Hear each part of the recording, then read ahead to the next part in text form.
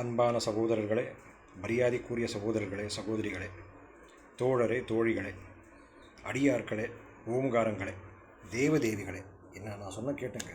சகோதரர்களே, அடியார்களே, தேவதேவிகளே, ஓம்காரங்களே, எல்லாம் உண்மைதான். கடவுள் கணங்களே, குழந்தைகளே, கடவுள் குழந்தைகளே, இதெல்லாம் உண்மைதான் ஐயா. கடவுள் கணம் நாம், கடவுள் குழந்தைகள் நாம், ஓம்கார ரூபமே நாம் தான், ஓம்காரத்தின் ஒரு ரூபம் நாம். சகோதர சகோதரிகள், தோழ தோழிகள், இதெல்லாம் உண்மைதான். கடவுள் கணங்கள் நாம். முதலில் கடவுள் கணங்கள், கடவுளோட கணமே நாம். கடவுளோட குணம் நம்மக்கிட்ட இருக்கணும். கடவுளோட கணம்னா அது என்னென்ன குணம் இருக்குது அதெல்லாம் நம்மக்கிட்ட இருக்கணும். முக்கியமாக கொடுக்குற குணம், கொடுக்குற குணம், படைக்கிற குணம், இது ரெண்டுமே இருக்கும். கடவுள்கிட்ட என்ன இருக்குது? படிச்சுனே கிடக்குது, கொடுத்துனே கிடக்குது, ஆனந்த நிலையில் இருக்குது. என்னென்ன கடவுளோட குணம்? ஆனந்த நிலையம், ஆனந்த நிலை, பேரானந்தம், பிரம்மானந்தம், ஆனந்த நிலை. முதலில் ஆனந்த சக்தி. கடவுளோட குணம் என்ன? சக்தி, அபார சக்தி ஒன்று, தூய்மை, அபார சக்தி ஒன்று, தூய்மை, அபார பலம், பலம், சக்தி, அபார சக்தி, அபார தூய்மை, படைக்கிற தன்மை, ஆனந்தம், பரவச நிலை, பேரானந்தம், பிரம்மானந்தம், பேரின்பம். இந்த நிலையில் தான் இருக்குது. பேரின்பத்தில், பேரின்ப நிலையில் படைச்சிக்கினே இருக்குது கடவுள், கொடுத்துக்கினே இருக்குது கடவுள். இதுதான் கடவுளோட குணங்கள். தூய்மையான நிலையில் சக்தியை வைத்து கொண்டு தெளிவோடு தென்போடு படைப்பது, புத்துணர்ச்சியோடு. பராசக்தி, பராசக்திக்கு என்னெல்லாம் இருக்குது? படைக்கிற தன்மை, கொடுக்குற தன்மை. இதே தான் முக்கியமாக ரெண்டு குணம் தான். படிச்சுனே கிடக்கும் அது. சக்தி வச்சு சும்மா இருக்காது, படிச்சுனே கிடக்கும். ஆமாம், நீங்கள்லாம் இந்த முட்டாள் மெக்காலே சிஸ்டம், அதான் இங்கிலீஷ் சிஸ்டம். 300 வருஷத்துக்கு முன்னால் வந்து அந்த கறி சாப்பிட்றவங்க கொடுத்துட்டு போனானே நம்மளுக்கு. கறி சாப்பிட்றவங்க கொடுத்ததெல்லாம் நம்ம ஒரு கல்வி முறையாக எடுத்துக்கணுமா? கறி சாப்பிட்றவனுக்கு என்ன புத்தி இருக்கும்? அந்த மிருகத்தோட புத்தி தான் இருக்கும். மிருகத்தெல்லாம் கொண்டு சாப்பிட்றான். மிருகத்துக்கு எவ்வளோ அறிவு இருக்கணும்? அந்த மிருகத்தை சாப்பிட்டா இவனுக்கு எவ்வளோ அறிவு இருக்கும்? மானித ஜென்மத்திலேருந்து டவுன் கிரேட் ஆகிடுறான், அதை கீழே போயிடுறான். மிருகம் வந்து மானித ஏணியை போட்டாலும் எட்டாது. மிருகத்துக்கும் மனிதனுக்கும் ஏணி போட்டாலும் எட்டாது, 10 ஏணி போட்டாலும் எட்டாது. மிருகம் தான், மனிதன் தான். அந்த மிருகத்தை சாப்பிட்டு அந்த வெள்ளைக்காரன், வெள்ளைத்தோல் வச்சுருக்கிறானே, அவன் வந்து அந்த மிருகத்தை சாப்பிட்டு அவன் கீழே போயிட்டான், நீச்சன் ஆகிட்டான். அந்த நீச்சன் வந்து அவனுக்கு தெரிஞ்ச கல்வி முறையை நம்மளுக்கு கொடுத்துட்டு போனான். அந்த நம்ம பாரம்பரிய குருகுலம், அதை விட்டுட்டு, எத்தனை உன்னதமான குருகுலம் அது, அதை விட்டுட்டு இந்த கறி சாப்பிட்றவங்க கொடுத்துட்டு போன மக்கு சிஸ்டம், மெக்காலி சிஸ்டம், அதை பிடிச்சின்னு நம்ம அதை கல்வி முறைன்னு நினைக்கிறோம். அதுதான் கேடு உண்டாந்தே இந்த நாடுக்கு. அதுதான் ஞானம். எல்லா துன்பத்துக்கும் காரணம் ஆசை கிடையாதுடி. பேராசை வந்து துன்பத்துக்கு காரணம். புத்தர் சொல்கிறது கரெக்டாக பிடிச்சிக்கணும். ஆசையே துக்கத்துக்கு அஸ்திவாரம், அது கிடையாது. பேராசை, அது நீங்கள் புரிஞ்சுக்கீங்கன்னு சொல்லிக்குவார். அதுதான் புத்தர். இந்த புத்தர்களெல்லாம் சொல்கிறது சரியாக புரிஞ்சுக்கணும். அந்த புத்தர்கள் விவேகானந்தர் என்ன சொன்னார், வள்ளலார் என்ன சொன்னார், வேதாரி மகரிஷி என்ன சொன்னாருன்னு விளக்கிறதுக்கு என்ன மாதிரி ஒரு பிரம்மஞானி வேணும். பிரம்மஞானினா எந்த புத்தகமும் படிக்கல நான், அதுதான் பிரம்மஞானி. ஏன் தெரியுமா? பிரம்மத்தை அறிந்தேன், பிரம்மமும் நானும் ஒன்று என்று அறிந்தேன், அதுதான் பிரம்மஞானம். பிரம்மமும் நானும் ஒன்று என்று அறிந்தேன், அதுதான் பிரம்மஞானம். இந்த புத்தகம்லாம் படித்து நான் புலவர்கள்லாம் நான் சொல்ல, எந்த புத்தகமும் படிக்கலையா. ஆமாம், படித்தேன், ஏதோ ஒரு 4 புத்தகம் படித்தேன். அப்புறமா தெரிஞ்சு புத்தகத்தை படித்து இதெல்லாம் தெரிஞ்சுக்க முடியாது, அதையும் தெரிஞ்சுக்கிறேன் இதெல்லாம் இல்லை. அப்புறமா தெரிஞ்சிச்சு, புத்தகத்தை படிச்சுட்டேன், ஒரு 10 கூட படிச்சிருக்குவேன். அப்புறமா அதுலேருந்து ஒன்றும் நான் முன்னேறல, நேரத்தான் வீணாக்கியிருக்கிறேன். அதை விட ஏதாவது போய் ஒரு மரத்தை நட்டுருக்கலாம், இல்லை என் அம்மாவுக்கு காய்கறி வெட்டி கொடுத்துருக்கலாம், இல்லை ஏதோ ஒரு இசை வாத்தியத்தை கற்றுன்னு இருக்கலாம், இல்லை ஒரு வாக்கிங் போயிருக்கலாம், இல்லை ஏதோ போய் மரத்துக்குள்ள உட்காந்துருக்கலாம். அதுவே சரியான செயல். இந்த புத்தகங்கள்லாம் படித்து நான் ஞானத்தை பெற்றுக்கிறேன், ஞானத்தை பெறேன், வராது. புத்தகத்துலேருந்து ஞானம் வராது. உண்மையை காண வேணும், ஞானத்தை பிரயோகம் செய்துதான் பெற வேண்டும், அனுபவிக்க வேண்டும். ஒரு செயலை செய்து நல்ல சங்கல்பத்தோடு ஒரு செயலை செய்து அன்புக்காகவே செய்தால் அந்த ஞானம் வரும் உங்களுக்கு. ஆமாம், எந்த யோகாபியாசமும் நான் பண்ணல. ஏதோ என் சித்தி பொண்ணு ஏதோ யோகாபியாசத்துக்கு யோகாபியாசத்துக்கு யோகா கிளாஸுக்கு போகிறேன்னு சொல்லி, அண்ணா நீ வரியான்னு கேட்டுச்சு. சரி வரேன்னு போனேன். அது பயிற்சி பண்ணது தான். ஏதோ 1 மாதம் 2 மாதம் சம்மர் வெக்கேஷன் ஏதோ, அதுதான். அதை விட்டால் எந்த யோகா பயிற்சியும் நான் பண்ணல. எந்த பிராணாயாமம் பிடிக்கவே பிடிக்காது. அது என்னையா அது? இயற்கையாக உடலுக்கு தெரியும். இந்த பிராணாயாமெல்லாம் சொல்லி கொடுக்குறாங்க, யாரையும் நம்பாதீங்க, டோங்கிங்க. இந்த ஓடுனா இந்த காற்றோட்டத்தை எப்படி அட்ஜஸ்ட் பண்ணணும், இது உடலுக்கு தெரியும். சாதாரணமான உடலாக இது? நீ ஓடினா இந்த காற்றோட்டத்தை எப்படி வச்சுக்கணும் உடலுக்கு தெரியும். நீ மலை ஏறினா இந்த காற்றோட்டத்தை எப்படி வேகமாக வச்சு மெயின்டைன் பண்ணணும்னு அந்த உடலுக்கு தெரியும் ஏற்கனவே. நீ என்ன பிராணாயாமம் வேறு பண்ணுறது? இதெல்லாம் டோங்கி பார்ப்பாங்க. பிராணாயாமம் யாரெல்லாம் சொல்லித்தராங்க தான் டோங்கிங்க. உடலுக்கே எல்லாம் தெரியும். ஓடுனா அது சரியாக இயக்குது, அதே அட்ஜஸ்ட் பண்ணிக்குது. அமைதி நிலையில் உட்கார்ந்தால் எவ்வளோ காற்றோட்டம் தேவையோ அவ்வளோ அதே அட்ஜஸ்ட் பண்ணிக்குது. இது எல்லாமே தெரியும். இது என்ன உடலுக்கு என்ன பிராணாயாமம் வர பண்ணுறது? ஒன்றும் தேவையில்லை. சரியான முறையில் அளவோடு முறையோடு ரசனையோடு வாழ்ந்தால், இந்த உடலை கோவில் போல மதித்து வாழ்ந்தால், உள்ளத்தை சுத்தமாக வைத்து கொண்டால் உடல் நல்லா தான் இருக்கும். அது என்ன செய்யணுமோ செய்யும், படிச்சுனே இருக்கும். பராசக்தியோட கணம் நாமெல்லாம். படைப்புத்தன்மையை அது செய்து கொண்டே தான் இருக்கும். அதை விட்டு நீங்கள் ஏதோ தாறுமாறாக வாழ்ந்தால் இது சாதாரண ஜென்மம் இல்லை, மனித ஜென்மம். மிருகத்துக்கும் நமக்கும் வித்தியாசம் இருக்கும்.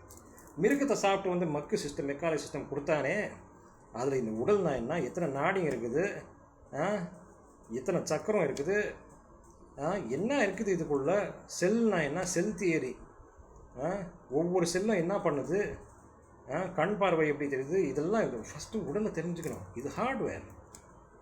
அப்போ சாஃப்ட்வேர் இது மனசாட்சி. இப்போ வரேன் ஒரு கேள்விக்கு பதில். கடவுள் யாருன்னு கேட்குறானே, அவன் யார்? அவன் கடவுளோட கணம். முதல்ல என்ன சொன்னேன் நான்? சகோதரர்களே, கடவுள் கணங்களே, ஓங்கார ரூபங்களே, தெய்வ தேவிகளே, இதெல்லாம் உண்மைதான். சிவபெருமான் மட்டும் இல்லை, முருகையா மட்டும் இல்லை, கணபதி மகான் மட்டும் இல்லை, அன்னை பார்வதி மட்டும் இல்லை, கிருஷ்ணர் மட்டும் இல்லை. கிருஷ்ணரெல்லாம் சாதாரண மனிதன் தாயா. சகோதரர்களே, உண்மையை நான் இன்றைக்கி போட்டு வச்சுட்றேன். சிவபெருமானும் ஒரு தூய்மையான நிலையில் இருந்த தேவ தேவி. சிவபெருமானும் அன்னை பார்வதியும் உங்களை மாதிரி என்ன மாதிரி இருந்த மானிடர்கள் தான். என்ன வித்தியாசம்? இப்போ மனிதர்கள் ரொம்ப அழுக்காயிட்டாங்க. அப்போ சத்தியுகத்தில் இருந்தவங்க தூய்மையான நிலையில் இருந்தாங்க. தெய்வீக ஆற்றல் அதிகமாக இருந்தது, உடம்போட தென்பு அதிகமாக இருந்தது, அவங்களோட படைப்பு தன்மை அதிகமாக இருந்தது, ரசனை அதிகமாக இருந்தது, மகிழ்ச்சி பேரின்ப நிலையில் பரவச நிலையில் தான் எப்பொழுதுமே இருந்தார்கள். அதனால் ஞானம் அதிகமாக இருந்ததுனால நல்வாழ்வகத்துக்கு என்னென்னலாம் வேணும் அதை மட்டும்தான் செஞ்சாங்க. நல்ல கலை ஞானம் மெய்ஞானம் எல்லாம் இருந்து நல்லா மகிழ்ச்சியோடு இன்பத்தோடு பேரின்பத்தோடு தான் ஒவ்வொரு கணமும் வாழ்ந்துட்டு போனாங்க. இதுதான் சிவபெருமானும் முருகையாவும் அன்னை பார்வதியும் கணபதி மகானும் கிருஷ்ணரும் ராமனும் ஜீசஸ் ஐயா, இந்த நிலையில் இருந்தவங்க தான் இவங்கெல்லாம். விவேகானந்தர் இந்த கலிகாலத்தில் வந்தாலும் விவேகானந்தர், வள்ளலார் ஐயா, நம்ம யாருப்பா வேதாரி மகரிஷி ஐயா, இவங்கெல்லாம் அந்த நிலையில் இருந்தவங்க. இந்த காலத்தில் வந்தாலும் அந்த நிலையில் இருந்தவங்க. என்ன அவங்களுக்கும் நம்மளுக்கும் வித்தியாசம்? தூய்மை மட்டுமே. தோழர்களே, தோழிகளே, சகோதரர்களே, நம்மளுக்கும் இந்த மகான் மாதிரி நமக்கு கண்ணுக்கு தோன்றாங்களே, கம்பேரிசன் அவ்வளோதான். அவங்களும் மானிதர்கள், நம்மளும் மானிதர்கள். சிவபெருமானும் தூய்மை நிலையில் இருந்த மானிதர்கள். என்ன அவர் அந்த பராசக்தி கிட்டேருந்து அவருக்கு அந்த ஞானம் வந்துச்சு. 112 தியான முறைகள், அதை அவர் எல்லாருக்கும் சொல்லி கொடுத்தார். இதுதான் அவர் அந்த ஞானத்தை பெற்றோர் அவர். ஆனால் ஞானத்தை அந்த சிவபெருமானுக்கு எதுக்கு கொடுத்துச்சு பராசக்தி? எதுக்கு கொடுத்துச்சு? அவரை உயர்ந்த நிலையில் வச்சுட்டு வேறவங்களை கீழே தள்ளுறதுக்காக இல்லை. அவரை மாதிரியே எல்லாரும் ஆகணும்னு தான் அந்த ஞானத்தை அவருக்கு கொடுத்து எல்லாருக்கும் சொல்லிக் கொடு, எல்லோரும் ஒன்று மாதிரியே ஆகணும் அப்படின்னு. அவர் எந்த முதல்வரும் கிடையாது, உயர்ந்தவரும் கிடையாது. ஞானத்தை முதல்ல வாங்கினார். யாருன்னா வாங்கினார்ல, like a server. It has to be stored in a server, it has to be sent to the clients. அவ்வளோதான். ஒன்றும் கிடையாது. அவரோட நிலையில் தான் அனைவரும் இருக்க வேண்டும் என்று அவருக்கு ஞானத்தை கொடுத்து இந்த பிள்ளைய நீ எல்லாருக்கும் சொல்லிக் கொடுன்னு சொன்னது அவர் எல்லாருக்கும் கொடுத்தாரு ஞானத்தை. அவ்வளோதான். அவர் நிலையில் எல்லாரும் இருக்க வேண்டும் என்று கொடுத்தது. அவர் காலை பூஜிக்கணும்னு இல்லை. இது அதெல்லாம் கிடையாது. மீண்டும் நீங்கள்லாம் கேட்குறீங்களா கடவுள் யாருன்னு? மனிதன் கடவுளோட ரூபம், அதி உன்னதமான ரூபம் மானித தன்மை. அதுதான் தேவதேவிகள். அதை மறந்துட்டீங்களே. தேவதேவிகள் நீங்கள் தான். தூய்மை இல்லாத உங்கள் நிலையை மறந்துட்டீங்க, உங்கள் தன்மையை மறந்துட்டீங்க, உங்கள் படைப்பு தன்மையை மறந்துட்டீங்க. அந்த மனசாட்சி தான் கடவுள். கடவுள் உள்ள அந்த இதயம் சொல்லினே இருக்குதுல்ல, இதயத்தில் இருக்குது மனசாட்சி.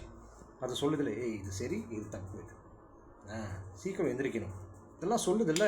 அதெல்லாம் நீங்கள் கேட்கலன்னா அந்த மனசாட்சி நீங்கள் தான் கடவுள். உங்களுக்கு ஒரே ஒரு உரிமை இருக்குது. கடவுள் போல இருக்கலாம், இல்லை கேடு கெட்டு போகலாம். நிறைய அந்த அழுக்கு சேர்ந்தால் என்ன ஆகுது? கேடு கெட்டு போகணும் தான் அந்த அழுக்கு சொல்லுது. ஆத்மா மேலே அழுக்கு இருந்தால் அதோட சக்தி, அந்த அழுக்கோட கிராவிட்டி அதிகமாக இருக்குது. அழுக்கு அதுதான் சுத்தம்தான் சோறு போடும் சொல்லிக்கிறாங்கல்ல. சுத்தமாக இருக்க வேண்டும், சுத்தம் தான் சோறு போடும். தூய்மை இல்லை என்றால் தெளிவு இருக்காது, தென்பும் இருக்காது, தெளிவும் இருக்காது. ஆத்மா இருக்குது, அது ஞானமுள்ள ஆத்மா. அது உள்ளே இருக்குது இல்லை ஆத்மா, அது ஞானமுள்ள ஆத்மா. அதுக்கு எல்லா அறிவும் இருக்குது, ஞானமும் இருக்குது. ஆனால் அது மேலே அழுக்கு போட்டால், உதாரணத்துக்கு இந்த டியூப் லைட் இருந்துருக்குது, அது மேலே கருப்பு துணியோ இல்லை எதுனா அழுக்கு அது மேலே போட்டால் டியூப் லைட் இருந்தாலும் அந்த என்னப்பா ஒளி வெளியே வராது, கவர் ஆகிடும். ஃபுல்லு டஸ்ட் போட்டுருங்க அது மேலே. இல்லை எதனா ஒரு கருப்பு ஏதோ ஒரு 2-3 கவர் போட்டுருங்க, ஸ்விட்ச் ஆன் பண்ணுங்க, ஒளி வெளியே வருமா? இல்லை. அதே மாதிரி தான் இருக்குது உங்களுக்கெல்லாம். அழுக்கு நிறைய ரொம்பிட்டுக்குது. ஒரு வகையான அழுக்கு இந்த மெக்கானிக் சிஸ்டம்லேருந்து இன்ஃபர்மேஷன் திணிச்சாங்கல்ல உங்கள் பிரெயினுக்குள்ளே.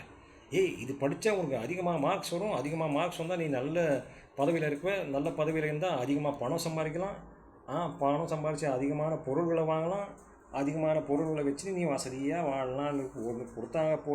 பாருங்கள் பொய். பொருட்கள் அதிகமாக ஆக பேராசை அதிகமாக உங்கள் பெரும் குடல் சிறு குடல் எல்லாம் எல்லாம் நாசமாக போகும். உங்களுக்கு பொறுமை இருக்காது, பிறரை மதிக்கிற தன்மையும் போயிடும். நீங்கள் பெரியவங்கன்னு நினச்சிருவீங்க, கூடாது. அது இல்லை. அதிகமான பொருள் சேர்த்து அதிகமான வசதியில் வாழ்கிறதுக்கு இல்லை படிக்கிறது.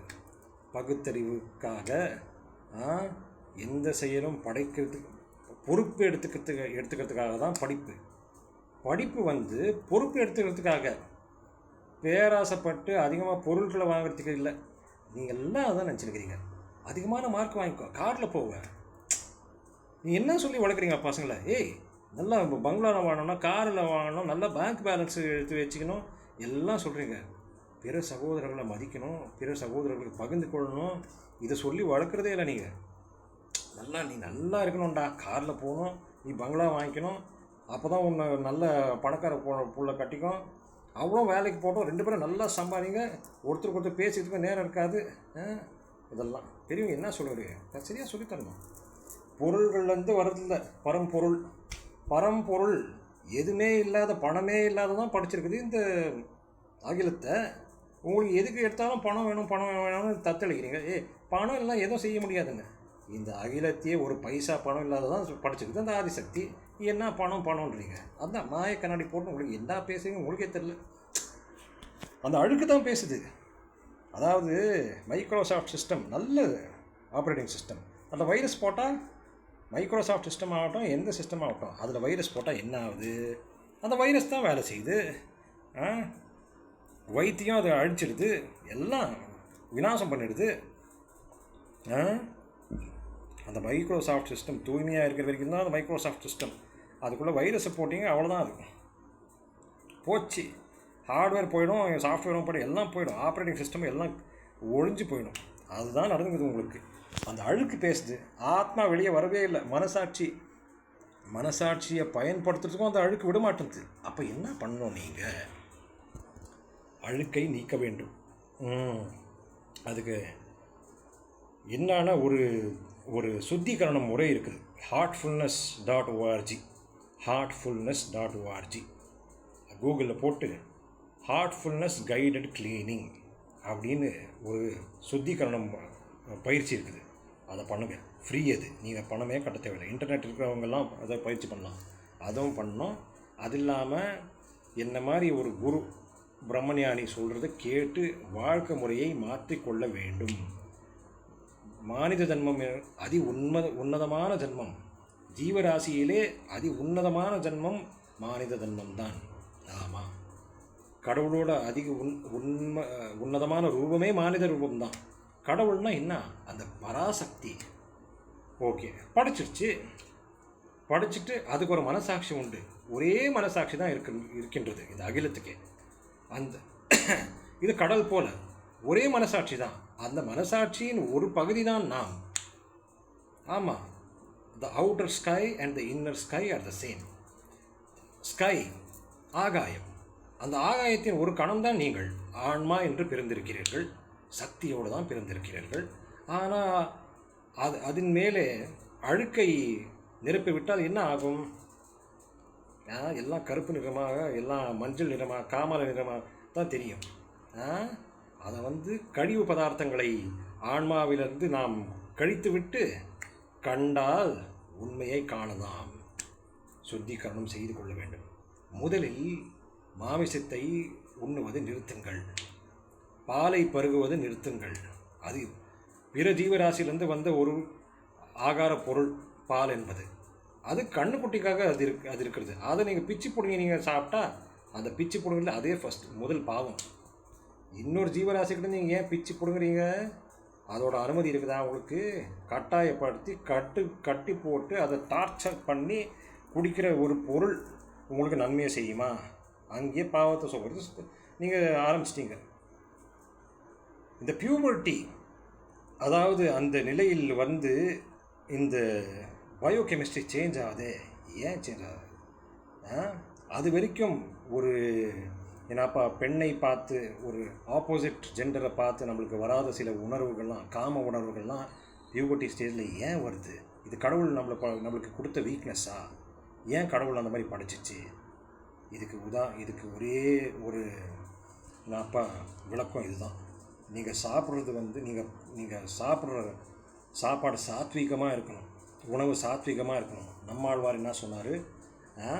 அது இல்லாமல் சில குருக்கள் என்ன சொல்கிறாங்க, ஜக்கி வாசுதேவையா கூட அவர் ஒன்றும் ரொம்ப உசந்த குருவெல்லாம் இல்லை. அவர் சொன்ன நன்மைகளை சொல்லணும்ல. ஜக்கி வாசுதேவையெல்லாம் ரொம்ப பெரிய உசந்த குருவெல்லாம் கிடையாது. ஆனால் நன்மைகளை செஞ்சுக்கிறாரு. அவர் என்ன நன்மை செஞ்சால் அதை சொல்லணும். என்ன சொல்கிறாரு? காலையில் எழுந்தவுடன் ஒரு உருண்டை வேப்ப இலையும் மஞ்சள் கொம்பும் சாப்பிட்டா நல்லதுன்னு சொல்கிறாரு. கேட்கணும். குருவை சொன்னால் கேட்கணும். யாரை என்ன நல்லது சொல்கிறாங்க எல்லாம் கேட்டுக்கணும். எங்கே கேட்குறோம்? சுத்திக்கணும். அதுவும் ஒரு சுத்திக்கணும். உடல் சுத்திக்கணும். சுத்தத்தோடு தான் ஆரம்பிக்கணும். உடலை சுத்தம் பண்ணிக்கணும். இந்த மாதிரி எல்லாம் சொல்கிறது. நம்மாழ்வார் சொல்கிறது, ஜக்கி வாசுதேவ சொல்கிறது, வேதாரி மகரிஷி ஐயா எப்படி உடலை கவனிக்கணும்னு சொன்னது, வள்ளலார் ஐயா எப்படி உடலே கோவில்னு சொன்னது, கர்நாடகாவில் தேகவே தேகுரான்னு சொல்லிக்கிறேன். அதெல்லாம் கேட்டு நடந்துக்கணும். இங்கே அன்பே சிவம் வாழ்வே தமம் 4 வார்த்தைகள் எல்லாம் வாழ்க்கையை சொல்லி முடிச்சிட்டாங்க. அங்கே கர்நாடகாவில் தேகவே தேகுலா காய்க்கவே கைலாசா அப்படின்னு 4 வார்த்தைகள் அங்கேயும் சொல்லி முடிச்சிட்டாங்க. எல்லா மாநிலத்தையும் அவங்கவுங்க மொழியில் உண்மையை சொல்லியிருக்கிறாங்க. அதை கடைப்பிடிக்கணும். ஃபஸ்ட்டு இந்த மனிதன் அழுக்கானதுனால கடவுள் யாருன்னு தேடுறான் பாருங்கள். அதே தப்பு. கேட்குறவன் தான் கடவுள். ஆமாம், கடவுள் யார் எங்கன்னா அந்த மனசாட்சி உள்ளே சொல்லுதில்ல. இது நேர்மை, இது தப்புன்னு சொல்லுதில்ல. அதுதான் கடவுள். கடவுளோட ஏன்னாப்பா ஒலி அதுதான். அந்த ஒலியை அடக்கிட்டு இரு நம்ம போய் சரக்கு போடலாம் மச்சான், நம்ம ஒரு சிக்கன் 65 கபாப் சாப்பிட்லான்னு சொல்லிட்டு பாரு. அது அழுக்கு. நீங்கள் அழுக்கோட பேச்சு கேட்குறீங்க, ஆத்மாவோட பேச்சு கேட்க மாட்டேன்றீங்க. இதே கோவிலுக்கு போகிறீங்க. கோவில் கலாச்சாரத்துக்காக அமைக்கப்பட்ட ஒரு சமுதாய பவன். அதுதான் கோவில். ஒரு சமூகம் கொண்டாடுறதுக்காக கட்டின கட்டடம் தான் கோவிலியா? இதுதான் கோவில். உடலே கோவில். அந்த கோவில் வெளியே இருக்கிற கோவில் கல் கட்டடம், சிற்பக்கலைகளெல்லாம் ரசிக்கிறதுக்காக, பல கலைகளை ரசிக்கிறதுக்காக கட்டின சமுதாய பவனம் தான் கோவில். கலாச்சாரத்தை காப்பாற்றுறதுக்காக கட்டுன்னு தான் கோவில். சிற்பக்கலை, இசைக்கலை, நடனக்கலை, இதுக்கெல்லாம் கட்டினது கோவில். முதல்ல 3000 வருஷத்துக்கு முன்னால் கட்டின கோவிலில் விக்கிரகமே இருக்காது. அதுக்கப்புறமா வந்த கோவிலில் தான் அழுக்கு நிரம்பி சிவபெருமானே கடவுள், அவர் தான் உலகத்தை படிச்சிட்டாருன்னு சில பேர். கிருஷ்ண பரமன் தான் அவர் கடவுள், அவர் தான் உலகத்தை படிச்சிட்டாருன்னு சில பேர். விஷ்ணு இருந்தார், பிரம்மா இருந்தார். நீங்களாம் பார்த்தீங்களா ஐயா? பார்த்தீங்களா? அப்படியே பார்த்த மாதிரி, கிருஷ்ண பரமாத்மா இதை சொன்னார், அவர் இப்படி பண்ணார், சுண்ட விரலில் என்னவோ அந்த என்னப்பா பர்வதத்தை அவர் தூக்கி விட்டார், சுண்ட விரலில் தூக்கி விட்டார். நீங்கள் பார்த்த மாதிரி அப்படியே பாம்பு மேலே நடந்து ஆடினார் அவர் கிருஷ்ண பரமன். அவர் பரமாத்மா ஆவார். இல்லை பரமாத்மா கிடையாதியா, உங்களை மாதிரி எங்களை மாதிரி ஆத்மா தான். தூய்மை நிலையில் இருந்தவர், சத்தியுகத்தில் வந்தவர். சுண்ட விரலில் மலையை தூக்குந்து நீங்கள் பார்த்தீங்களா? அதெல்லாம் புராண கதைகள். புராணத்தில் இருக்கிறதெல்லாம் பொய். இந்த சத்குரு ஸ்ரீ ஸ்ரீ ரவிசங்கர் சத்குரு, ஈஷா ஃபவுண்டேஷன் சத்குரு ஆகட்டும், ஈஷா ஃபவுண்டேஷன் இது art of living foundation Sri Sri Ravishankar ஆகட்டும், ஹார்ட்ஃபுல்னஸ் நான் சுத்திகரணம் முறை சொன்னேன், அந்த குருவே ஏன் குருநாதர் தாஜி கமலேஷ்டி பட்டேல், இவங்க பெரிய தலைவர்கள். இந்த தலைவர்களும் சரியாக உங்களுக்கு தெளிவுபடுத்தலை. அதனால் என் கண்ணில் டோங்கி பாபாங்க தாங்க. உண்மையை முழுசாக சொன்னால் தான் உண்மை. பாதி உண்மையை சொல்லிட்டு பாதி உண்மையை மறுச்சா அது பொய். அப்போ பொய் தான் சொல்லி கொடுத்துருக்காங்க டோங்கி பாபாங்க. அது காசு வாங்கியிருக்கிறாங்க, நான் இலவசமாக உண்மையை சொல்லி கொடுத்துருக்குறேன் உங்களுக்கு. ஏன் சீடர்கள் அவங்கெல்லாம். இந்த தாஜி ஹார்ட்ஃபுல்னஸ் எனக்கு குருநாதராக இருந்து அந்த லீலையை நடத்தினாரே தாஜி கமலேஷ்டி பட்டேல், ஏன் சீடர் தான் அவர். அவங்க குரு நான். ஆமாம், முழுசாக உண்மையை சொல்கிறவன் தான் என் குரு. கண்ணை திறக்கிறவன் தான் குரு, ஞான கண்ணை திறக்கிறவன். சும்மா கோர்ஸ் ஃபீஸை வாங்கிட்டு பேபி சிட்டிங் பண்ணுறாங்க பாருங்கள். உங்களுக்கெல்லாம் பண்ணிக்குது Isha foundation followers, heartfulness followers, art of living followers, Christian followers, Muslim brothers, உங்களுக்கெல்லாம் பண்ணிக்கிறது பேபி சிட்டிங். ஞான கண்ணு திறக்கலடி உங்களுக்கெல்லாம். சகோதரர்களே, அன்பு செல்லங்களா, பராசக்தியின் செல்லங்களே, உங்களுக்கெல்லாம் ஞான கண்ணு உங்கள் குருவை சரியாக திறக்கல. குரு எது சொன்னாங்க நீங்கள் ஏதோ புரிஞ்சுக்கிறீங்க, தப்பு தப்பாக படிக்கிறீங்க. பைபிள் ஆகட்டும், பகவத்கீதையாகட்டும், குரான் ஆகட்டும், அதில் உண்மை ஏதோ இருக்குது. நீங்கள் ஏதோ கொஞ்சம் தெரிஞ்சுக்க அதுதான் முழு உண்மைன்னு நினச்சிங்க. கிடையாது. லிவிங் மாஸ்டர் லைவாக பேசுகிறவங்க கூட தெரிஞ்சுக்கணும் உண்மையை. மனசாட்சி தான் கடவுள். உள்ள ஒலிக்குதில்ல, இது சரி இது தவறு. சீக்கிரம் காலையில் சூரியோதயத்துக்கு முன்னால் எந்திரிக்கணும்.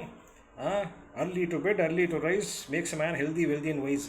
அந்த கறி சாப்பிட்டு கூட சரியாக சொல்லியிருக்கிறாயா, அவனுக்கும் ஏதோ ஞானத்தை கொடுத்துருக்குது. ஆமாம், கடவுள் பாருங்கள், எல்லா குழந்தைகள் தான் கறியை உண்டு கேடு கெட்டு போயிட்டார்கள், இருந்தாலும் ஞானத்தை கொடுக்கலாம் அவளுக்குன்னு கொடுத்துருக்குது. ஆமாம், கடவுளுக்கு எல்லா குழந்தைகளும் ஒன்று தான். அழுக்கான குழந்தைகளை அதை விடுமா? இல்லை, அது கடவுள் என்ன பண்ணிக்குது, இந்திய நாட்டுக்கு போய் பாருங்கன்னா அவளை ஏதோ தூண்டி விட்டு இங்கே அனுப்பிச்சிருக்குது.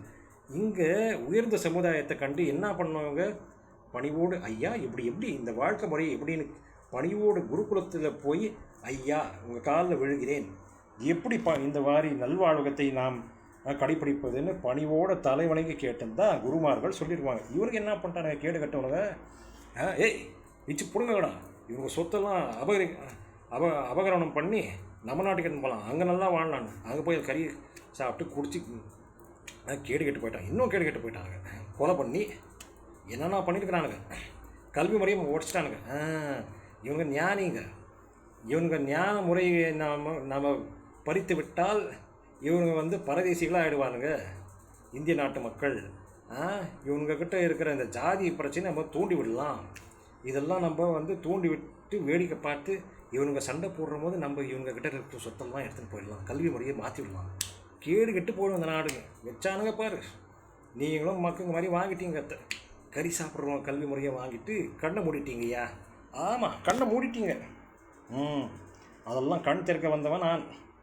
இந்த ஜக்கி வாசுதேவ், ஸ்ரீ ஸ்ரீ ரவிசங்கர், தாஜி, என் சீடர்கள் என்ன இவங்கெல்லாம் சில நன்மைகளை பண்ணிக்கிறாங்க, பெரும் நன்மைகளை பண்ணிக்கிறாங்க. இதில் சாதாரணமானவங்க இல்லைவங்கெல்லாம், சாதாரணமான குருவும் இல்லை. 10 மில்லியன் ஃபாலோவர் இருக்கிறீங்கன்னா சும்மா சாதாரணமான குருவும் இல்லை. பேச்சு திறமை அதெல்லாம் நல்லா தான் வச்சுருக்கிறாங்க.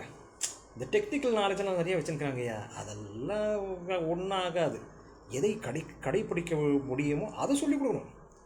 முதல் சத்தியம் புராணங்களில் இருக்கிறது ஒன்றும் உண்மை கிடையாது. சிவபெருமான் பாம்பை போய் எடுத்து தோளில் போட்டுக்கல. ஏன்னாப்பா கிருஷ்ண பெருமான் கண்ணன் அவர் பாம்பு மேலே டான்ஸ் ஆடல, பர்வதத்தை சுண்டு விரலில் தூக்கலை, சிவபெருமான் விஷத்தை குடிக்கலை. இதெல்லாம் எதுவும் உண்மை கிடையாதுயா. இதெல்லாம் எழுதினவன் ஒருத்தக்கிறான், அவன் தான் சனி. சிவபெருமானும் சனியும் ஒன்றா தான் படைக்கப்பட்டாங்க, சகோதரர்கள். இவன் காலப்போக்கில் என்ன பண்ணிட்டான், அதிகமான ஆசையில் ஈடுபட்டு சக்தியை எழுந்து கேடு கெட்டு போய் கடவுள்கிட்ட மன்னிப்பு கேட்காம சாதனையை கடைபிடித்து மீண்டும் அந்த தூய்மை நிலையை அடையாமல் இவன் என்ன பண்ணிட்டான், வேறவங்களை நீச்ச நிலையில் போடுறதுக்கு அவங்க மேலே கதையாக எழுதிட்டான். அவங்க உண்மையான செய்த செயல்கள் என்ன, உதாரணத்துக்கு சிவபெருமான் அவர் 112 தியான முறைகளை வேறவங்களுக்கு விளக்குன ஒரு குரு, அவ்வளோதான். அவரும் விவசாயி தான், முருகையாவும் விவசாயி தான். அந்த காலகட்டத்திலே சத்தியுகத்தில் இருந்தவரெல்லாம் அவங்களே விளைச்சிக்குவாங்க, அவங்களே அவங்க வீடுகளை கட்டிக்குவாங்க, ரசனையில் இருந்தாங்க, உன்னதமான வாழ்க்கை தான் வாழ்ந்தாங்க. ரசனையோடு எல்லாம் கலைஞானம் மெய்ஞானத்தை பெற்று வாழ்ந்தவங்க அவங்கெல்லாம். விவசாயமும் பண்ணாங்க அவங்கெல்லாம். இதுதான் உண்மை. தியான முறையை அவர் சொல்லிக் கொடுத்தார் சிவபெருமான ஐயா. முதல்ல சொல்லிக் கொடுத்துருக்காரு பலருக்கு. இதுதான் உண்மை. இதை விட அதிகமாக எதுவும் பண்ணலாம் அவங்க. அதாவது என்னென்னவோ புராணத்தில் எதிர்க்குதுல விஷத்தை குடிச்சாரு, அது பண்ணார், அதெல்லாம் எதுவும் உண்மை கிடையாது. இந்த மாதிரிலாம் பொய்கள் எல்லாம் சொல்லிட்டா நீங்கள் உண்மையாக தெரிஞ்சுக்க முடியாது.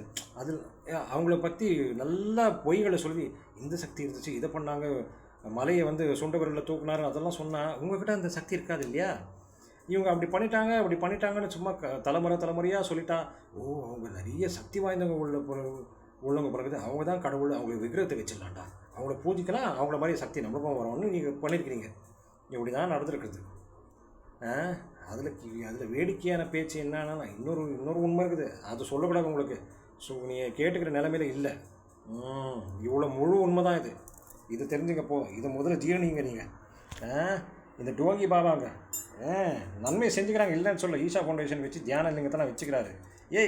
தியான லிங்கம் தேவையில்லை. விவேகானந்தர் என்ன சொல்கிறாரு, self realisation is God realisation. உங்களெல்லாம் அட்ராக்ட் பண்ணுறதுக்கு சர்க்கஸ் எல்லாம் பண்ணிக்கிறாரு, பாம்பெல்லாம் ஆட்டிக்கிறாரு. யார்? சத்குரு. பாம்பு ஆட்டுறது, பைக் ஓட்டுறதெல்லாம் பண்ணிக்கிறாரியா. இவ்வளோ அட்ராக்ட் பண்ணல அவர். அதெல்லாம் இல்லாமல் சொல்லி கொடுக்க முடியும். அழுக்கு அதிகமாகிடுச்சு, அதெல்லாம் ட்ராமா பண்ண மாச்சு அவர். சிவலிங்கத்தெல்லாம் வைக்க தேவையில்லை.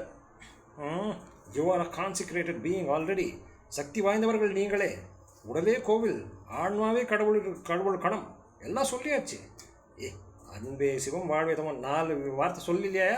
இதை விட என்ன வேணும்? மாதா பிதா குரு தெய்வத்திலேருந்து ஆரம்பித்து அன்பே சிவம் வாழ்வே தமிழ் வரைக்கும் எல்லாம் சொல்லியாச்சு தமிழில்.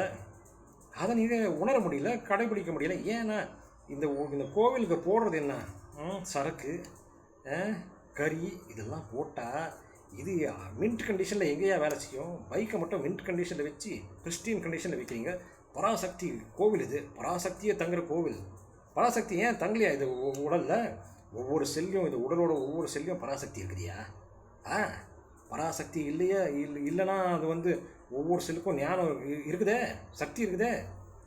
நீங்கள் உள்ளே போடுறதெல்லாம் ஜீரணித்து அதை ரத்தமாக மாற்றி, போன் மேரோவாக மாற்றி, உடலோட மூளைகளாக மாற்றி, இந்த மூளை அதையும் பிரெயின் அதையும் மாற்றி, விந்து சக்தியாக மாற்றி, எல்லா சக்திகளும் எல்லா ஞானங்களும் அதுக்கு கொடுக்குறதே இந்த செல்கள் தான். அதுக்கு ஞானம் இல்லையா? ஒவ்வொரு செல்லும் அட்டானமஸ். அதோட வேலைகளை, அதோட லீலைகளை அதே பண்ணுது. அது ஏன் பண்ணுது? அதுக்குள்ளே இருக்கிறது யார்? பராசக்தி. அந்த உடலில் ஒவ்வொரு கோடிக்கணக்கான செல்களிலே இருக்கின்றது யார்? பராசக்தி. அந்த பராசக்தி இல்லைன்னா அந்த அத்தனை காரியங்களை, லீலைகளை ஒவ்வொரு செல்லும் பண்ணுமா? இது ஞானம் உங்களுக்கு தெரியணும். செல் தியரி மைக்ரோஸ்கோப்பில் பார்த்து படிக்கிறது மெக்காலே சிஸ்டம். அது கறி சாப்பிட்றவங்க சொல்லி கொடுத்தது. மைக்ரோஸ்கோப்பை கண்டுபிடிச்சி நம்ம பார்க்கலாம்டா, செல்லுக்குள்ளே என்ன ஆகுது, டயக்ராம் போடலான்னு. தேவையில்லடி. கண்ணை மூடி தியானம் செய்தாலே இந்த உடலிலே இருக்கின்ற கோடிக்கணக்கான செல்களிலே பராசக்தி இருப்பது அறிந்து விட்டார்கள் நம்ம முன்னோர்கள். அதைத்தான் நான் உங்களுக்கு ஞானமாக பகிர்ந்து கொள்கிறேன். பராசக்தி எங்கே இருக்கின்றது கேட்கக்கூடாது.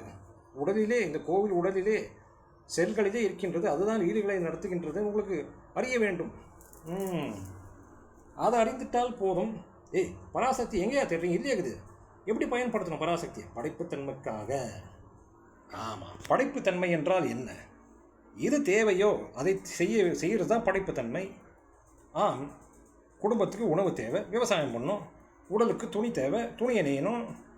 தங்கிறதுக்கு இடம் தேவை, இல்லத்தை கட்டணும். கல்லும் மண்ணும் புல்லும் மூங்கிலும் இல்லை தென்னை ஓலையும் அதெல்லாம் சேர்த்து கட்டினா போதும் ஐயா. தலையில் மண் இருந்தாவே போதும், டைல்ஸ்லாம் இருக்கக்கூடாது. ஏன் தாயோட அனுகிரகம் நம்மளுக்கு தேவை. தாயோட சக்தி, கிராவிட்டி, அந்த மேக்னட்டிசம், தாயோட ஹீலிங் எனர்ஜி, பூமி மண்ணோட ஹீலிங் எனர்ஜி, அது நம்ம காலுக்கு படணும். டைல்ஸு மார்பலெல்லாம் போட்டு அதோட அனுகிரகத்தையே நீங்கள் நிராகரிக்கிறீங்க. ஐயோ, வெறும் காலில் நடக்கணும் ஐயா. தாயோட அந்த மண்ணோட சக்தி நமக்கு கிடைக்கணும். என்னென்னாவோ 5,000 ரூபாய் சூஜி இன்னும் ரொம்ப உங்களதெல்லாம் அட்டகாசம் ரொம்ப ஆயிடுச்சு. சும்மா அந்த அழுக்கு சேர்த்துக்கணும். தேவையில்லாதெல்லாம் பண்ணுறீங்க. தேவையில்லாதெல்லாம் பண்ணிட்டு தென்பு இருக்கணும்னா எங்கே இருக்கும்? பூமி தாயோட சக்தி உங்களுக்கு வரல. எல்லாம் அழுக்க தான் கேட்குறீங்க ஐயா. அது உள்ளே சொல்லுது, சீக்கிரம் எந்திரிக்கணும், சூரிய உதயத்துக்கு முன்னாடி எந்திரிக்கணும், உள்ளவே சொல்லுது. மார்கழி மாதத்தில் என்னென்ன பண்ணணும் அதில் உள்ளே சொல்லுது. அதுக்கு தான் முன்னோர்களை வந்து போய் அரசு மரத்தை சுற்றி வச்சுக்கிறாங்க. ஏன்? ஆக்சிஜன் அதிகம், அங்கே உடம்பு சரியாக வேலை செய்யும். செல்களுக்கு தேவை ஆக்சிஜன், குளுக்கோஸ் கரும்புலையும் இருக்குது. கரும்பு, வெல்லம் இதெல்லாம் சாப்பிடணும் ஐயா. எனக்கு ஒரு நல்ல பழக்கம், உணவை உண்டவுடன் கொஞ்சம் இடத்த வச்சுக்குவேன். கொஞ்சம் இடத்த வச்சுன்னு ஒரு வெல்லம் சாப்பிட்றது. அறுசுவை சாப்பாடு சாப்பிடணும் ஐயா. உங்களுக்கெல்லாம் அறுசுவையை ரசிக்கிறதுக்கே இல்லையே. வெறும் உப்பு காரம் புளிப்பு சாப்பிட்றீங்க. அது கர்மாந்திரம் பிடிச்ச கறியை வேறு சாப்பிட்றீங்க. சகோதரர்கள் உங்களை திரஸ்காரம் பண்ணல நான். ஆனால் திரஸ்காரம் ஆகலாம் நல்லது தான். ஏன்னா யாருக்கண்ணு திறக்க வேண்டும், அந்த அழுக்கு நீக்க வேண்டும். சில டைமில் அன்பாக சொன்னால் கேட்குறத சரியாக குத்துனா தான் அதுக்கு. இப்போ பாத்திரம் கழுவுனோன்னா அதிகமாக அழுக்கு இருந்தால் விம்பார் அதெல்லாம் போட்டு கழுவணும். அதான் அந்த திரஸ்காரன்றது அதுதான். விம்பாரில் போட்டு தேய்க்கணும் உங்களை. சகோதரர்களே, நீங்கள் சாதா தண்ணி ஊற்றினா நீங்கள் வந்து சுத்தமாக ஆக மாட்டீங்க. சில டைமில் குத்தணும். என்னத்தில் வார்த்தையால் குத்தினா தான் அந்த அழுக்கு வெளியே வரும். ஏன்னா அவ்வளோ சேர்த்து வச்சுருக்கிறீங்கள, சேர்த்துக்கூடாதுவி. ஆமாம், நானும் சேர்த்து வச்சுருந்தேன். ஆனால் அந்த பாருங்கள், பராசக்தி அன்னையை வந்து சுத்திகரணம் பண்ணி குடலெல்லாம் க்ளீன் பண்ணி என் செல்களெல்லாம் க்ளீன் பண்ணி February 2ஆம் தேதி 25ஆம் ஆண்டு புள்ளியை நீ சுத்தமாயிட்டேன்னு சொல்லிடுச்சு. சிந்தன மார்க்கமாக அது வந்து புலி மேலேயும் சிங்கத்து மேலேயும் வந்து நான் தான் துர்கை தேவி, நான் தான் பராசக்தி, நான் ஒன்று சுத்திகரணம் பண்ணோன்னு ஒன்றும் ஃபிலிமெல்லாம் காமிக்கலையாது. ஆமாம், இது மனசாட்சி உள்ள சாஃப்ட்வேர் இருக்கிறதே ஒரு மனசாட்சி தான். தூய்மை அடைந்தவுடன் இந்த மனசாட்சியும் அந்த மனசாட்சியும் ஒன்று தான். அதாவது பிரம்மமும் நானும் ஒன்று தான் புரிஞ்சிடுது. ப்ராக்டிக்கலாக புரிஞ்சிடுது. இருக்கிறதே ஒரே மனசாட்சி தான்.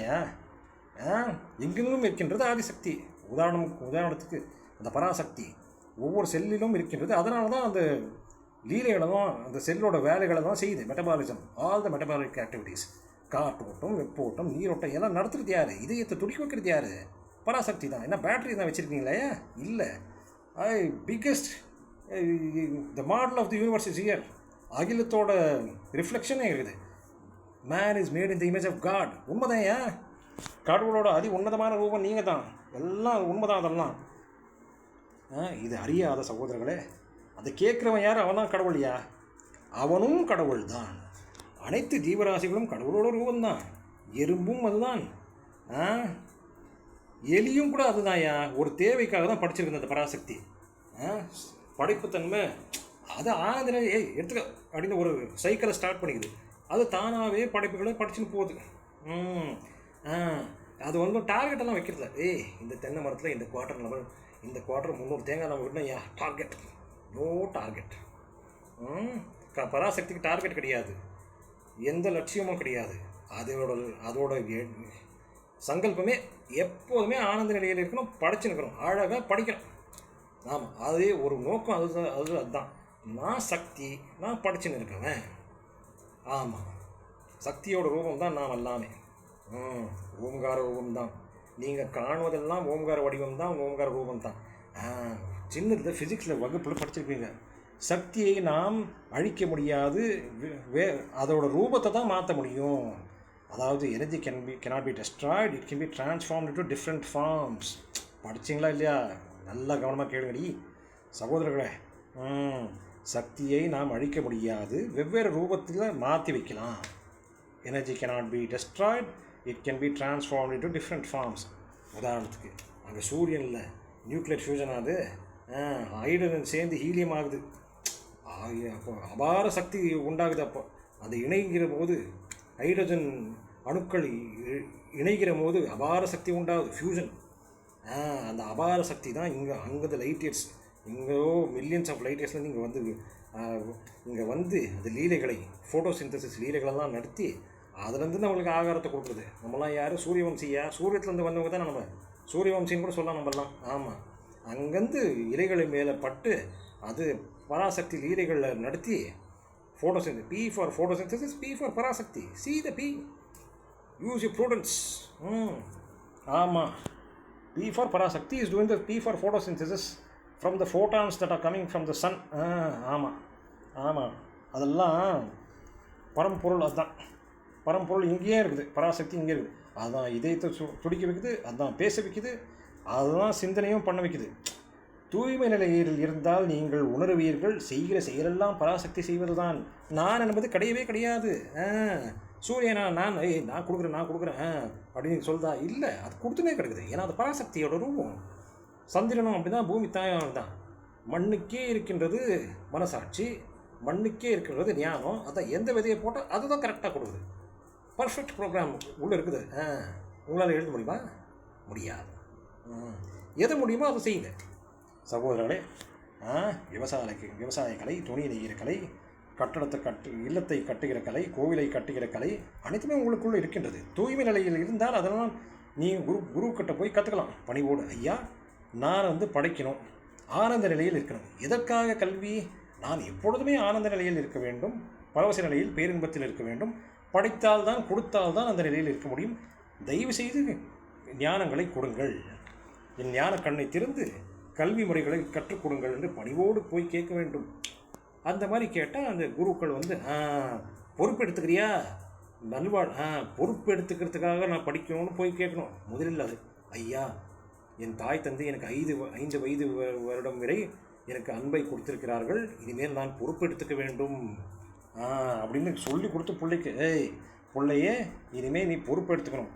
போய் குருக்கிட்ட நீ பணிவோடு கேளு, ஐயா நான் பொறுப்பு எடுத்துக்கணும், எனக்கு ஞானத்தை கொடுங்க. பொறுப்பு எடுத்துக்கணும், நான் பரவச நிலையில் பேரின்பத்தில் இருக்க வேண்டும். இதற்காக நான் வந்திருக்கிறேன், உங்கள்கிட்ட கல்வியை கற்றுக்கொள்ள. என்ன சொல்லணும்? சீடன், குரு 6 வயசு சீடன் என்ன போய் சொல்லணும்? சொல்கிறதுக்கு அந்த குழந்தை சொல்கிறதுக்கு நீங்கள் சொல்லித்தரணும். குருக்கிட்ட போய், ஐயா நான் பொறுப்பு எடுத்துக்கிறதுக்கு எனக்கு ஞானம் வேணும், கலை ஞானம், எல்லா கலைகளோட ஞானமும் எனக்கு வேணும் பொறுப்பு எடுத்துக்கிறதுக்காக. நான் அதுவும் அப்புறமா பேரின்ப நிலையில் இருக்கிறதுக்கு, பரவச நிலையில் இருக்கிறதுக்கு எனக்கு வாழ்க்கை முறைகள் தெரிஞ்சுக்க வேண்டும். பொறுப்பு எடுத்துக்கிறதுக்காக, வாழ்க்கை முறையை தெரிந்து கொள்வதற்காக, எப்பொழுதுமே பேரின்பத்திலும் பரவச நிலையிலும் இருப்பதற்காக, படைப்புத்தன்மையை நான் வைத்து கொள்வதற்காக உங்களிடம் நான் கல்வியை கற்றுக்கொள்ள வந்திருக்கிறேன். தயவுசெய்து என் ஞானக்கண்ணை திறங்கள் அப்படின்னு பணிவோடு போய் கேட்கணும் சீடன். இது கேட்கணும்னு நீங்கள் சொல்லி கொடுத்து அனுப்பணும் தாய் தந்தைகள். 6 வயசில் போய் குருக்கிட்ட விட்டு அவரை வணங்கி, அவரும் உங்களை வணங்குவார். ஏன்னா அவருக்கு தெரியும் உங்களுக்குள்ளே இருக்கிறது பராசக்தி தான். அவரும் வணங்குவார் உங்களை. நீங்கள் அவங்கள வணங்கி ஃபஸ்ட்டு அந்த குழந்தைய நீங்கள் வணங்கணும். அதுக்குள்ளே இருக்கிறது யார்?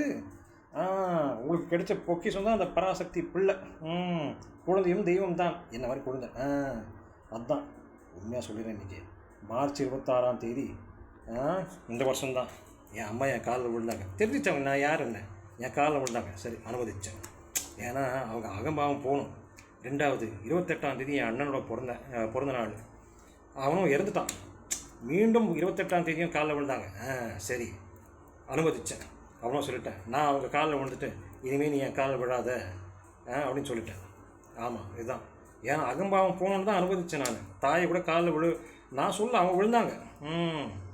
அவங்களே விழுந்தாங்க. சரி, அப்போ நான் அனுமதித்தேன். 26ஆம் தேதி 28ஆம் தேதி 26ஆம் ஆண்டு எனக்கு 44 வயசு. 44 வயசு முழுமையை அடைஞ்சிட்டேன். நான் 44 வயசு ஆகிடுச்சு. அம்மா என் காலில் விழுறாங்க. எங்கள் அம்மா பேர் தங்கமணி. இது தெரிஞ்சுக்கணும். நீங்கள் ஏன் அனுமதித்தேன்? நான் ஏன்னா அழுக்கு இருந்துச்சு அவங்களுக்குள்ளே, அது நீங்கிட்ட தான் காலில் விழ வச்சேன். இன்னொன்று சொல்கிறேன், இது அதிக முக்கியமான விஷயம். இது எனக்கு 12 வயசு 10 வயது 12 வயதுலேயே 12 வயசு இருக்கும்போது எங்கள் அப்பா நன்மைகளை செஞ்சாங்க பாருங்கள். அவங்க செய்த நன்மைகள். குருமார்கள் கிட்ட கூண்டு போனாங்க. 6 வயசில் வேதாரி மகரிஷியா ஜேசி ரோடுக்கு வந்தார் பெங்களூர்கிட்ட. அங்கே வந்து ஒரு ஆப்பிள் பழத்தை கொடுத்தாரியா, எனக்கு ஞான பழத்தை கொடுத்துட்டாரோ, இல்லை கொடுக்கல. ஆப்பிள் பழத்தை தான் கொடுத்துட்டாரு. எனக்கு அவர் மேலே கோவம், அவர் மீது கோவம் தான் எனக்கு. இது எதிர்காலத்தில் இந்த புள்ள வந்து ஞான கண்ணை தெருக்க போகுது, அதுக்கு தயார் பண்ணமா இல்லையா, கூட்டு போயிருக்கணுமாச்சு. அப்படியே விட்டுட்டு போயிடுச்சு சிட்டியில். அவர் மேலே ஒரு கோவம் தான் எனக்கு. 10-12 வயசில் தருமபுரிக்கு கூட்டு போகிறாங்க. ஆனால் அவரோட ஞானம் இருக்குதுல்ல, ஞானத்தை விட்டு போயிருக்காருல்ல.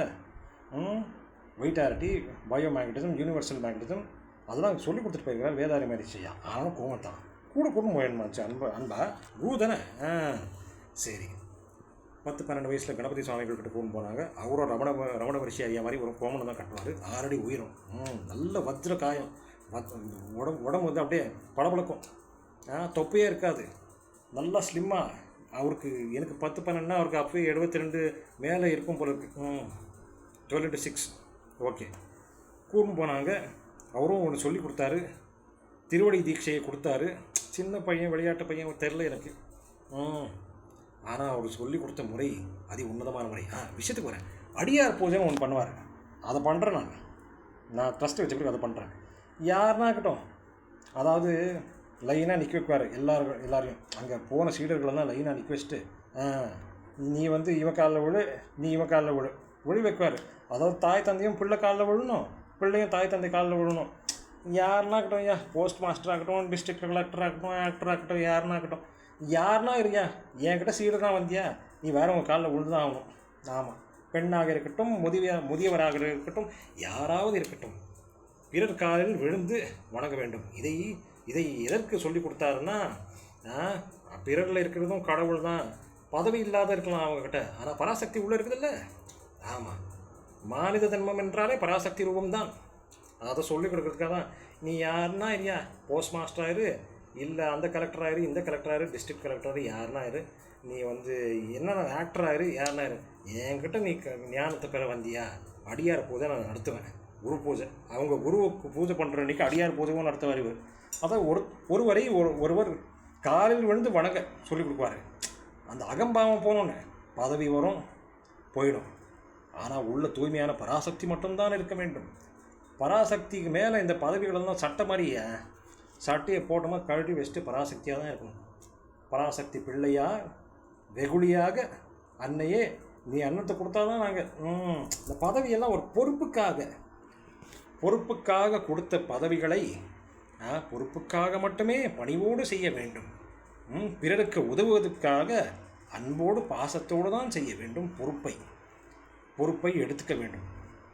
பொறுப்பை பாசத்துக்காக, பிறருக்காக, உதவுவதற்காக, சேவைக்காக, நல்வாழ்வகத்துக்காக, முதலில் பொறுப்பை எடுத்துக்க வேண்டியது நல்வாழ்வகம் கொடுக்குவதற்காக மட்டுமே. நான் பெரிய பிஸ்தான் காமிக்கிறதுக்கு இல்லை.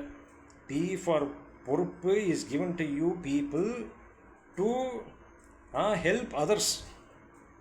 பொறுப்பு கொடுக்கறது பிறரை ஆனந்தப்படுத்துவதற்காக, பிறருக்கு நல்வாழ்வகத்தை கொடுக்கறதுக்காக மட்டுமே பொறுப்பை உங்களுக்கு கொடுக்கறது.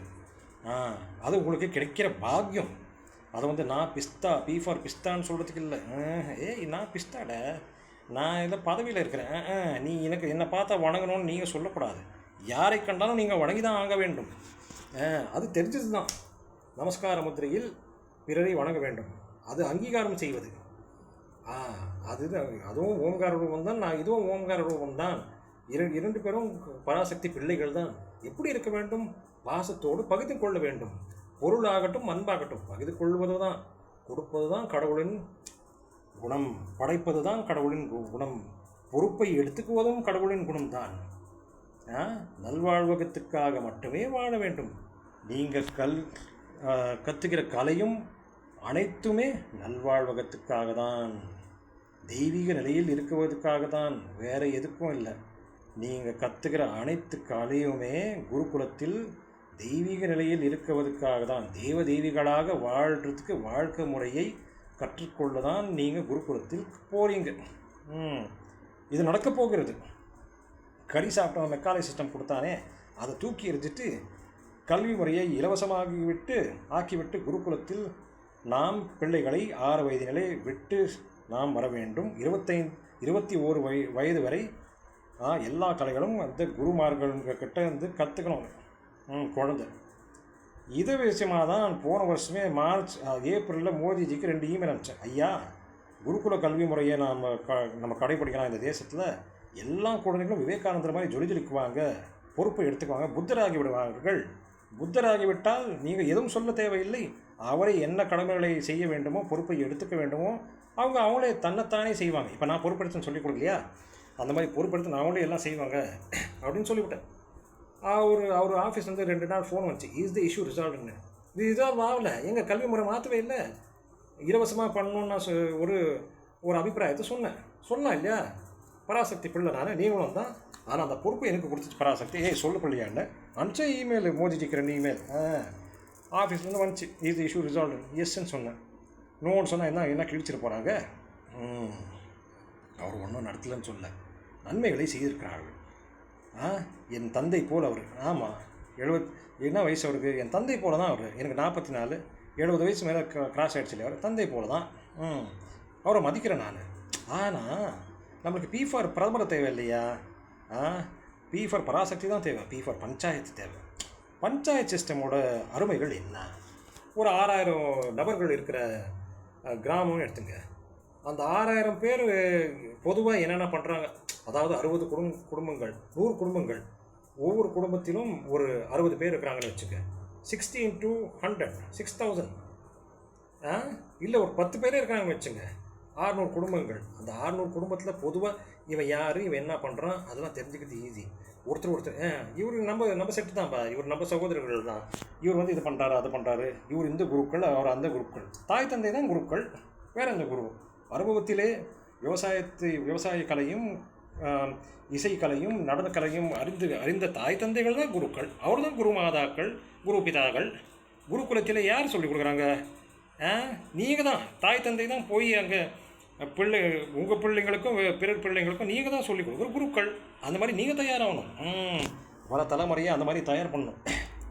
ஆமாம், 6 வயதுலேருந்து 21 வயது வரைக்கும் குருகுலத்தில் இருந்து சகலகலா வல்லவர்களாகி வந்து திருமணத்தை செய்து கொள்பவர்கள் தான் திருமகன் திருமகள்.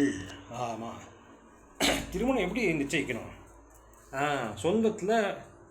சொந்தத்தில் அப்புறமா நண்பர்கள் சர்க்கிளில், அதில் சமூகத்தில் வந்து சொந்தத்திலே பார்க்கணும். மாமா பொண்ணு, அத்தை பொண்ணு, என்னப்பா மாமா பொண்ணு, அத்தை பொண்ணு, அதை பார்த்துட்டு பிள்ளைக்கு சொல்லணும், இதுதான் நீ கட்டிக்கிற பொண்ணுப்பா அப்படின்னு சொல்லிடணும். அந்த பெண்மணிக்கும் சொல்லணும், நீ கட்டிக்கிற மாப்பிள்ளை இதுதாம்மா அப்படின்னு. இதயத்துக்கு கனெக்ஷன் கொடுத்துடணும். சின்ன வயசுலேயே, பால்ய வயசுலேயே இதயத்துக்கு கனெக்ஷன் கொடுத்துடணும் ஐயா. ஆமாம், குருகுலத்தை போனாலும் நம்ம பொண்டாட்டி அங்கே காத்துனுக்குதியான்னு அப்பவே ரொமான்ஸ் ஸ்டார்ட் ஆகிடணும். அங்கே போய் அப்போ தான் பிறர் பெண்களை பார்த்தா, இது ஏன் சகோதரி, ஏன் பொண்டாட்டி அங்கே இருக்குது, எதிர்காலத்தில் அந்த பொண்டாட்டி கூட வாழ போகிறான்னு இதயத்தில் கனெக்ஷன் இருந்தே இருக்கும். பிறரை பார்த்தாலும் இது ஓங்கார ரூபம், இது என் சகோதரி அப்படின்னு தான் நினைக்குவாங்க. அதே மாதிரி தான் பெண்கள். இவர்களெல்லாம் வேறவங்கெல்லாம் என் சகோதரர்கள், ஏன் புருஷன் அங்கே இருக்கிறான், ஏன் ராசா அங்கே இருக்கிறான், ஏன் ராசாத்தி அங்கே இருக்குதுன்னு ஒரு கனெக்ஷன் ஏற்படுத்தணும். இதுதான் நல்ல சமுதாயம். சொந்தத்திலே அத்தை பொண்ணு, மாமா பொண்ணு, அவங்க இருப்பாங்க இல்லையா, அது ஒன்று. அந்த வகையாக இல்லைன்னா நண்பர்கள், குருகுலத்தின் நண்பர்களே, நீ பிடிச்சவன் எனக்கு, உன் பொண்ணை எனக்கு கொடுப்பா அப்படின்னு பேசி வச்சுக்கணும். குருகுலத்தின் வெளியே வராங்கல்ல, கல்யாணம் அதில் பிள்ளையை பற்றின பிறகு, நீ என் நண்பன், உன் கூடவே இருக்கணும்னு தோணுது எனக்கு, நீயும் நானும் சம்மந்தியாக இருக்கலாம், உன் பொண்ணை எனக்கு கொடுப்பா, என் பிள்ளையை நீ எடுத்துக்க அப்படின்னு. அதுவும் பெண்ணோட தாய் தந்தை வீடு வந்து நண்பர் வீட்டுக்கிட்டேருந்து, அதாவது பையனோட வீட்டிலேருந்து ஒரு 1 கிலோமீட்டர் 2 கிலோமீட்டர் தூரத்தில் தான் இருக்கணும். ஏன்னா எப்போனா அவங்க தாய் தந்தை வரலாம், இந்த பொண்ணு அங்கே போகலாம். அந்த மாதிரி வசதியோடு தான் நம்ம திருமணம் செய்து வைக்கணும். திருமகனுக்கும் திருமகளுக்கும் ஞானக்கண் திறந்த திருமகனும் திருமகளுக்குத்தான் திருமணம் செய்ய வேண்டும். இதுதான் நல்ல சமூகம். நம்ம சாப்பாடை நம்மளே விளைச்சிக்கணும். சிவபெருமான முருகையெல்லாம் அதுதான் பண்ணுது. அவங்க சாப்பாடை அவங்களே விளைச்சிக்குவாங்க, அவங்க வீடு அவங்களே கட்டிக்குவாங்க, அவங்க துணியை அவங்களே நெய்ந்துக்குவாங்க, கலையோடு ரசனையோடு தான் இருப்பாங்க. அவங்க இசை கருவிகளும் அவங்களே செஞ்சுக்குவாங்க. அவ்வளோ பொறுமையோடு, அவ்வளோ ஞானத்தோடு, ரசனையோடு செய்தாங்க. இப்படி வாழ்ந்தவங்க தான் அவங்க. ஏன் இந்த மலைக்கு மேலே ஜம்ப் பண்ணது, சுண்ட விரலில் என்னப்பா மலையை தூக்குந்து, விஷத்தை குடிச்சது, இதெல்லாம் புராண கட்டுக்கதைகள். அப்புறமா நீங்களாம் சிவபெருமானை கூப்பிட்டேங்கிறீங்க, அவர் வரதில்லை. ஜீசஸை கூப்பிட்றீங்க, வரதில்லை. முருகனை கூப்பிட்றீங்க, வரதில்லை. கிருஷ்ணரை கூப்பிட்றீங்க, வரதில்லை. ஏன்? அவங்க வந்தாங்க, தூய்மையாக இருந்தாங்க, போனாங்க. வேறவங்களும் அந்த நிலையில் தான் இருந்தாங்க சத்தியுகத்தில். காலப்போக்கில் எல்லாம் தூய்மையை எழுந்து கீழ்கிட்டு போயிட்டாங்க. ஆமாம், மனிதன்தான் தேவதேவி, வேற எந்த தேவதேவியும் இல்லை. அது இல்லாமல் இப்போ சிவபெருமான் அவர் ஞானத்தை பகிர்ந்து கொண்டவர், குரு, ஆதி குரு.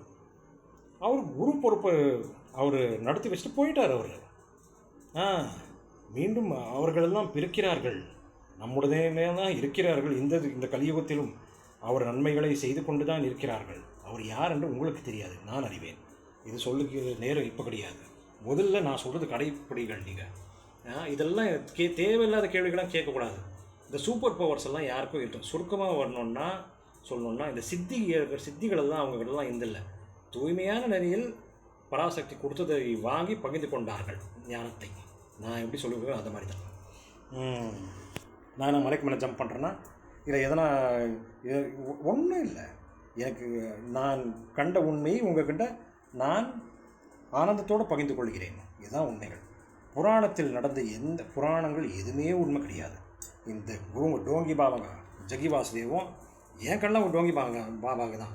ஏன்னா அரை உண்மையை சொன்னால் அதை போய் தான் முழு உண்மையை செய்யணும். புராணங்களிலே எழுதப்பட்டிருக்கிறது எதுவுமே உண்மை கிடையாது. மீண்டும் சொல்கிறேன், சிவபெருமான விஷத்தை குடிக்கவில்லை. கிருஷ்ணன் கண்ணன் அந்த ஐயா சுண்ட விரலில் மலையை தூக்குறது, பாம்பை நடனம் ஆடுறதெல்லாம் பண்ணல. இவரும் ஒன்று பாம்பு, சிவபெருமானை பாம்பு கழுத்தில் போட்டுக்கல. இதெல்லாம் ஒன்றும் இருக்கல. முருகையாக்கும் 6 தலைலாம் ஒன்றும் இருக்கல. துர்கை அம்மனுக்கு அந்த மாதிரி ஒரு கேரக்டர் இல்லை. அதாவது 6 கை 6 தலை 8 தலை 8 கையெல்லாம் வச்சுன்னு ஆயுதத்தெல்லாம் வச்சுன்னு அந்த மாதிரி கேரக்டர் புலி மேலேயோ சிங்கத்து மேலேயோ வந்தவங்க யாரும் கிடையாது. இதெல்லாம் ஏன் எழுதியிருக்கிறதுனா அழுக்கு அதிகமாக பயம் போயிடுச்சு இல்லையா.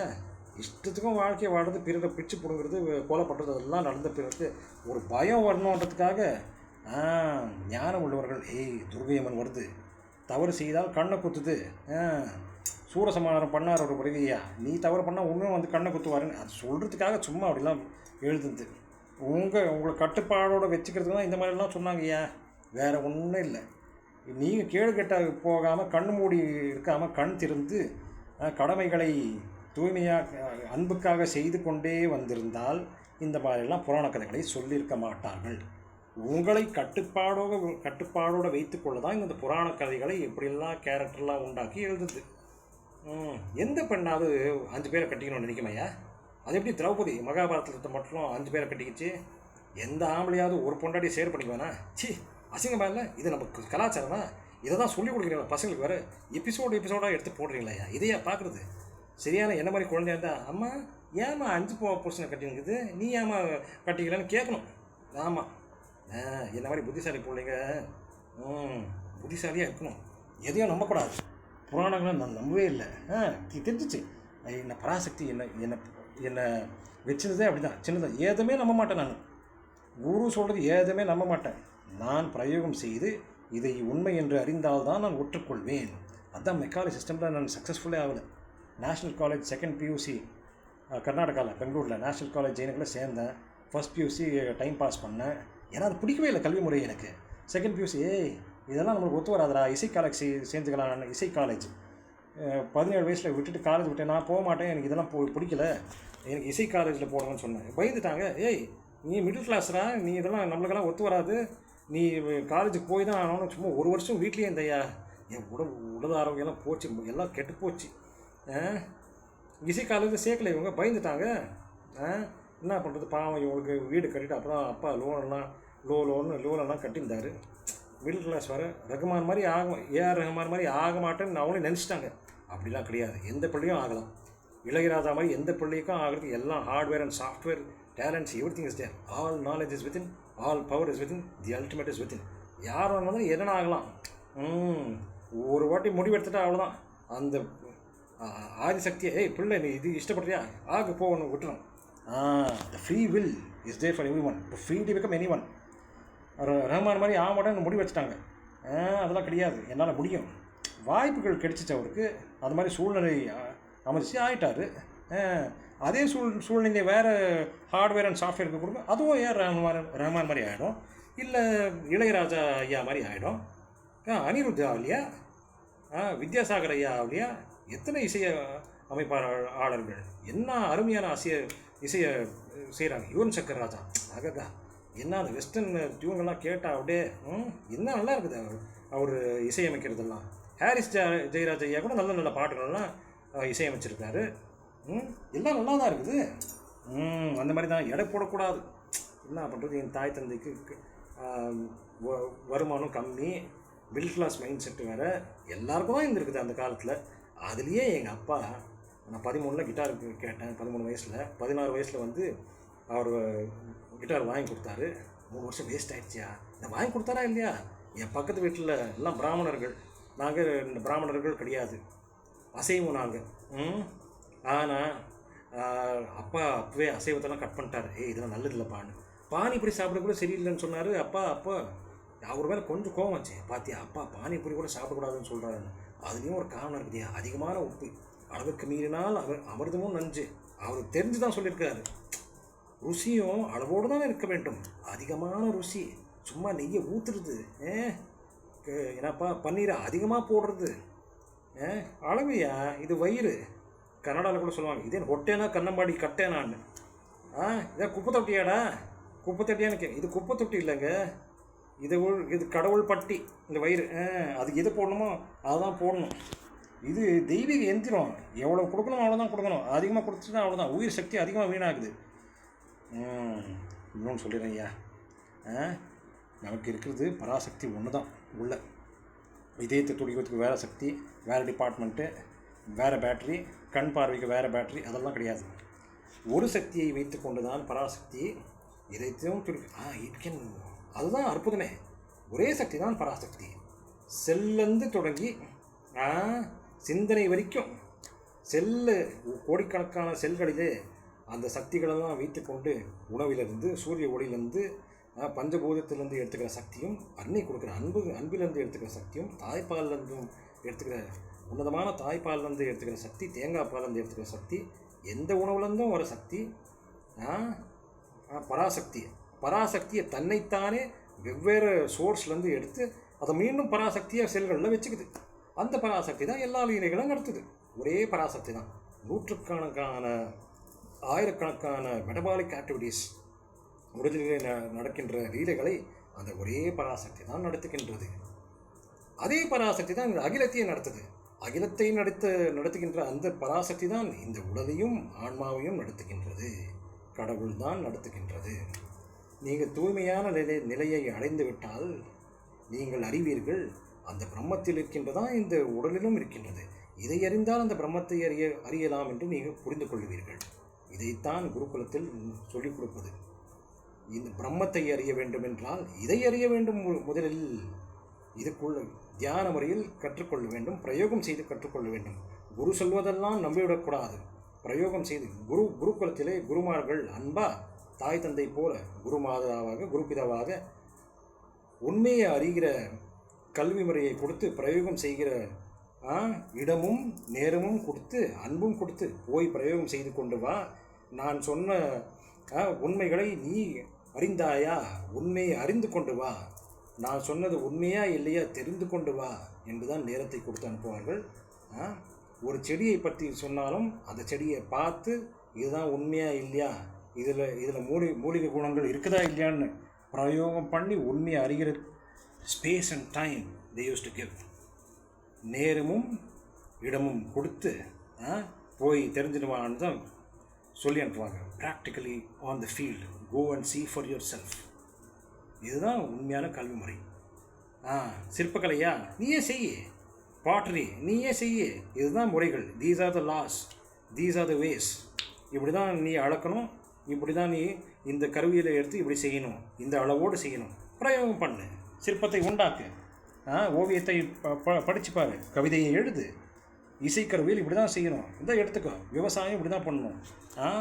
மண் இவ்வளோ தான் தாங்கும். இயற்கை விவசாய முறை எப்படி, மழை நீரை எப்படி சேகரிப்பது, சூரிய ஒளியை எப்படி பயன்படுத்துறது, பல ரசாயனங்களை எப்படி தயாரிப்பது, தங்கத்தை எப்படி செய்வது, வெள்ளியை எப்படி செய்வது, வஜ்ர வைடூரியத்தை எப்படி செய்வது, பல ரத்தினங்களை எப்படி எடுப்பது, இசைக்கலை, ஓவியக்கலை, சிற்பக்கலை, விவசாயக்கலை, வீட்டை எப்படி நடத்துறது, சமையல் கலை, ஒரு பேக் எப்படி தயாரிக்கிறது, இப்போ ஏதோ அசம்பாவிதம் நடந்தால் ஏதோ அடிபட்டால் எப்படி சமாளிக்கிறது, இல்லை இயற்கை ஏதாவது நேச்சுரல் கிளாமிட்டிஸ் ஆனால் அதை எப்படி நம்ம சமாளிக்கிறது, ஏதாவது அசம்பாவிதம் ஆகிறதுக்கு முன்னால் நம்ம ஞான கண்ணில் எப்படி பார்க்குறது, எதனால் நடக்கிறதுக்கு முன்னால் நடவடிக்கை எப்படி எடுக்கிறது. Prevention is better then cure. ஆன பிறகு எப்படி தத்தளிக்கிறது இல்லை, ஆகிறதுக்கு முன்னால் இப்படி ஆகும், இதுக்காக நடவடிக்கைகள் என்ன எடுக்கலாம், இங்கே ஏதாவது அசம்பாவிதம் நடக்க போதா, அங்கேருந்து அந்த மனிதர்களை சகோதரர்களை எடுத்து வாங்க, அங்கே எதுவும் சரியில்லை, நீங்கள் வாங்க எங்ககிட்ட வாங்க, நம்ம வீட்டில் இருங்க, ஒன்றும் கவலைப்படாதீங்க அப்படின்னு கூப்பிட்டுக்கணும்.